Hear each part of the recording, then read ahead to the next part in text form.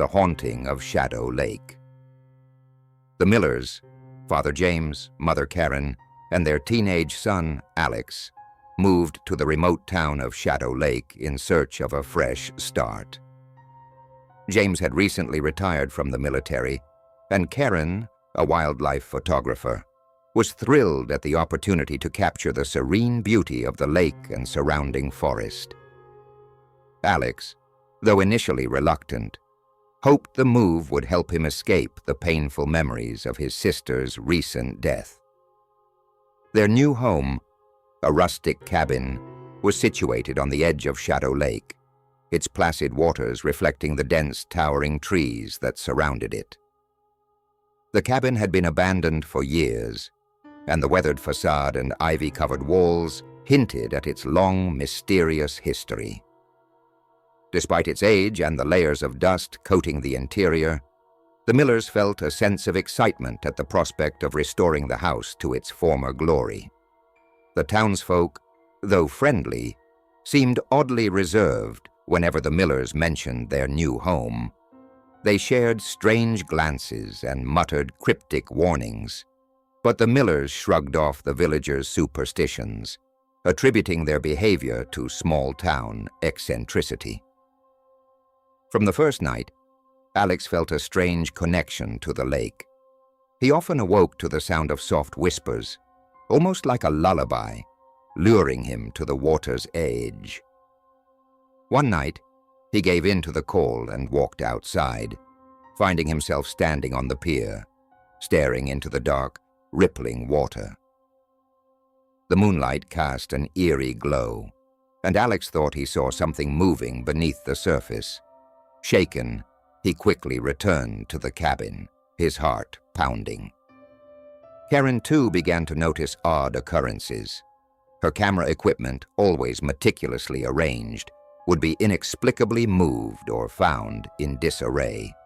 Her photos often contained strange anomalies, dark shapes that she couldn't explain. At first, she attributed it to her grief over her daughter, convincing herself it was all in her mind. But as the days passed, the disturbances became harder to ignore. James, ever the skeptic, dismissed their concerns as paranoia. He was focused on renovating the cabin, finding solace in the physical labor. However, even he couldn't ignore the increasing frequency of bizarre happenings. Doors slamming on their own, cold drafts that seemed to come from nowhere, and the feeling of being watched. Despite his logical explanations, a sense of unease settled over the family. One evening, as a storm raged outside, the family gathered in the living room. The power flickered and then went out, plunging the cabin into darkness. As they fumbled for candles and flashlights, a loud banging came from the basement. James, armed with a flashlight and a heavy wrench, cautiously descended the stairs.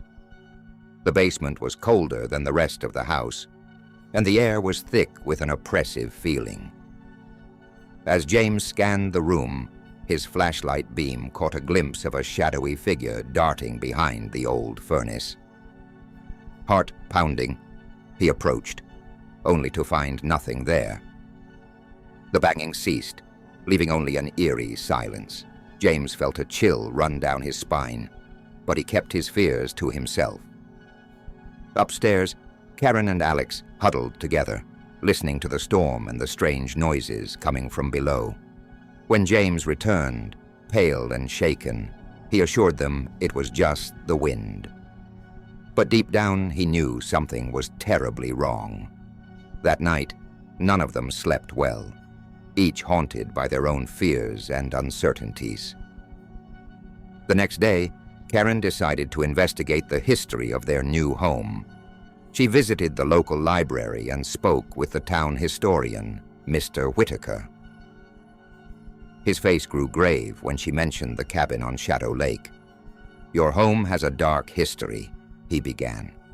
"Decades ago, a family lived there, the Howards.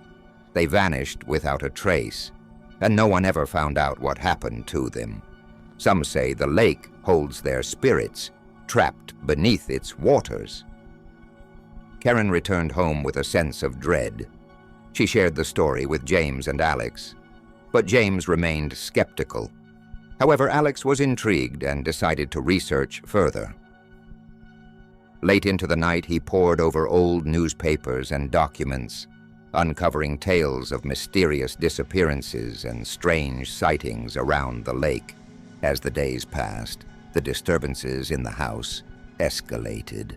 Objects moved on their own, and disembodied whispers echoed through the halls. Cold spots appeared in random places, and the family often felt an unseen presence watching them. One night, Alex woke to find his bedroom door slowly creaking open, though no one was there. He felt a cold hand on his shoulder and screamed, waking his parents. They found him trembling in his bed, but there was no one else in the room. One night, Alex's curiosity got the better of him. He ventured out to the lake with a flashlight and his camera, determined to capture evidence of the supernatural.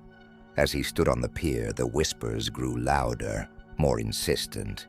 He felt an icy hand grasp his ankle and pull him towards the water. Terrified, Alex struggled and managed to break free, stumbling back to the cabin.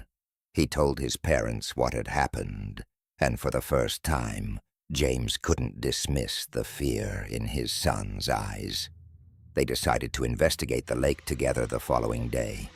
Armed with ropes and flashlights, they ventured to the lake's edge. The water was unnaturally still, reflecting the darkening sky. James tied a rope around his waist and waded into the water while Karen and Alex watched anxiously from the shore. As James submerged himself, he felt a powerful force pulling him deeper. He fought against it, struggling to stay afloat. Suddenly, he saw the ghostly figure of a woman beneath the surface, her eyes filled with sorrow. James managed to break free and swim back to shore, gasping for breath. He described what he had seen to Karen and Alex, and they realized the ghost must be Lydia Howard, the mother of the family that had vanished. The ghostly woman moved towards them, her form flickering and translucent. She reached out to Alex, her expression desperate. "Help us," she whispered, her voice echoing like the wind through the trees. James stepped forward, demanding to know who she was. The ghost revealed herself as Lydia Howard, the mother of the family that had vanished. She explained that their spirits were trapped by a malevolent force that dwelled in the lake, a dark entity that fed on the souls of the living. Karen, feeling a surge of empathy and determination, asked how they could help. Lydia explained that the only way to free the trapped souls was to confront the entity and break its hold over the lake. She described a ritual that required specific items and chants to weaken the entity's power. Determined to end the haunting, the Millers began gathering the items needed for the ritual. They collected salt, candles, a family heirloom cross, and various herbs. Karen found a journal detailing exorcism rites in the attic, which provided them with the necessary incantations. As they prepared, the disturbances grew more intense. Shadows moved independently, and eerie, disembodied voices echoed through the house.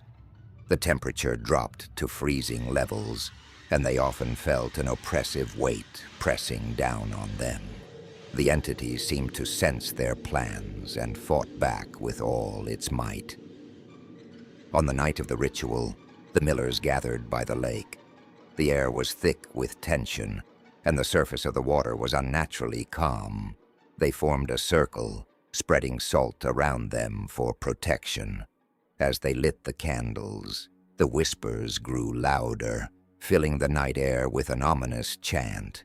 James held the cross aloft, and Karen began reciting the incantations from the journal.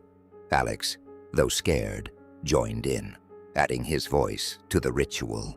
The lake began to churn. and a dark, shadowy figure rose from the depths.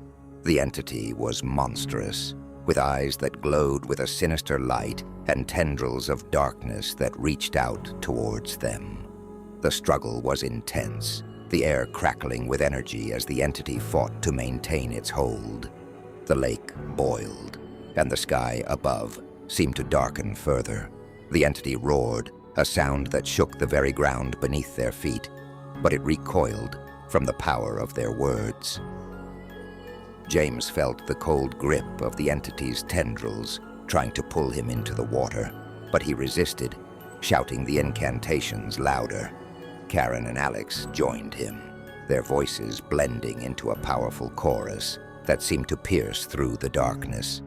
The entity hissed and writhed, its form flickering as if struggling to maintain its shape. Just when it seemed the entity might overwhelm them, Lydia's spirit appeared, adding her strength to theirs. She floated above the water, her presence a beacon of light amidst the darkness. She reached out towards the entity, and the tendrils that had been attacking the Millers turned towards her instead. The entity let out a final deafening roar, and its dark form began to disintegrate, dissolving into the night. If you have interesting stories and want to tell about them, send them to me by email. Link in description. Bye.